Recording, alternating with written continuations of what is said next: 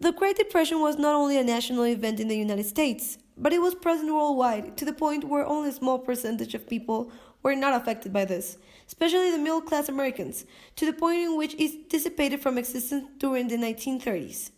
But there wasn't only political and economical change, but there was also a big development in cultures such as music, fashion, and mentalities within America.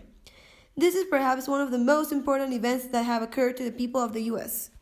At a time that was characterized by an unstable economy, it had gangsters, which were people who sold illegal alcohol as their main business. Because there were so many different gangs, a lot of turf wars or gang wars happened in order for a gang to be more profitable and have more control than rival gangs. Some important events that seem from this, like Al Capone's Valentine's Day massacre, in which many gang members opposing Al Capone's gang died, and later disposed of in a garage. From this event, an important person can be found known as Al Capone, which dealt in many drugs, weapons, and various other deals within the USA. But the most important ones were in Chicago and New York. Al Capone's gang grew by having many businesses with rich people and forcing many people to work for him, such as cops by threatening them and their family, since he knew the personal lives of everyone. Yet he also used the poor demographics, since no one that was poor had any other choice but to work under someone else's in order to make a living and provide for their families. After a while, the people that worked for Al Capone were captured and put into jail. World War II ended the Great Depression. The quality of American life, however, was precarious during the war. Food was rationed, luxuries removed, and the taxes were high. President Franklin Roosevelt recognized that the war provided a short-term fix for the economy, but he was not calm. That's why he created the NRPB, the National Resources Planning Board. The leaders of that New Deal were devoted of the idea that the planation of the government was essential to promote an important economic development. They also gave ideas to give money to public services and works because they would create new jobs and will reform the trust of the people to the government. The Keynesians were a group of people that seemed to be the new generation of planners, and their objective was to reform the United States society, but they needed the help of the government so they would have access to the economic development data and the economic planation. The NRPB was part of the Keynesians group and economic planning.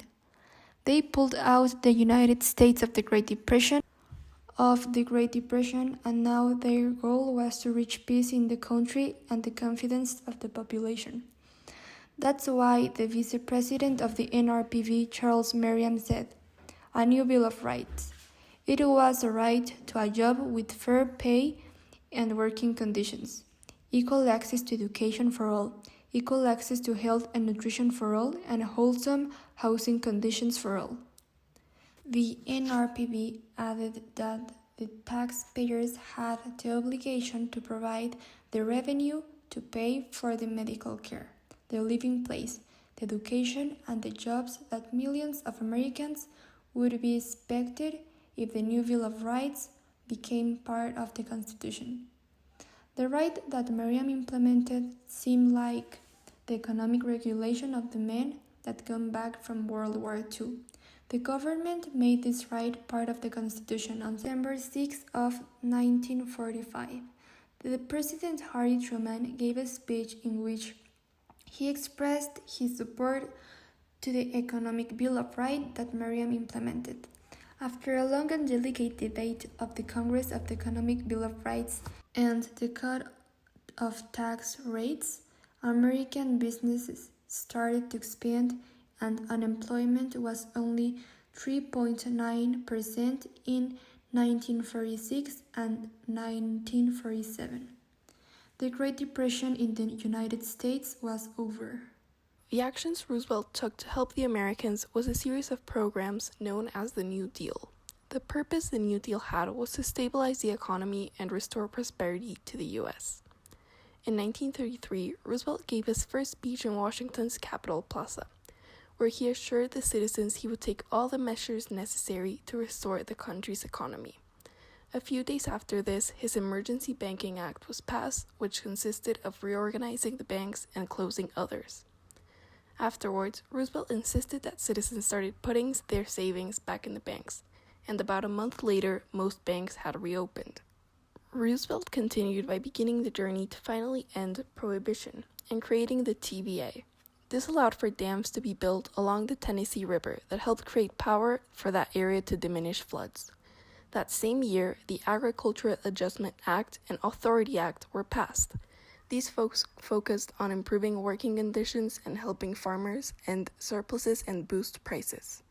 The Great Depression continued in 1935, and Roosevelt continued to launch more federal programs. He created the Works Progress Administration to reduce the unemployment rate, the National Labor Relations Act to ensure workers were getting the correct treatment, and the Social Security Act that gave pensions to many Americans and introduced unemployment insurance. Problems continued until 1937, when many workers started striking and demanding their rights.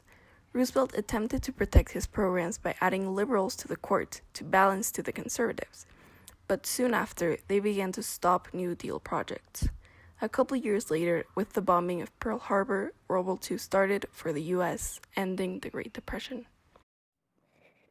Even to this day, the Great Depression is considered one of the worst periods that the United States had to go through, thanks to the economical problems, gangster and mafias, but the biggest problem was the literal depression many people had to endure during that difficult time.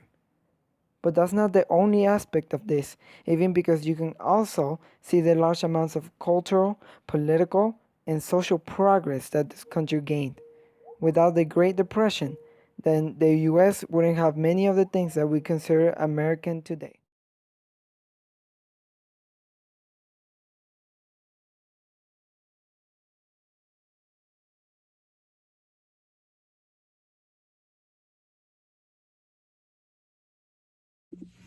In the creation of this documentary, we all gave ideas and opinions of the events that we talked about. We used the events that we thought that were the best, and we all were agreed with it.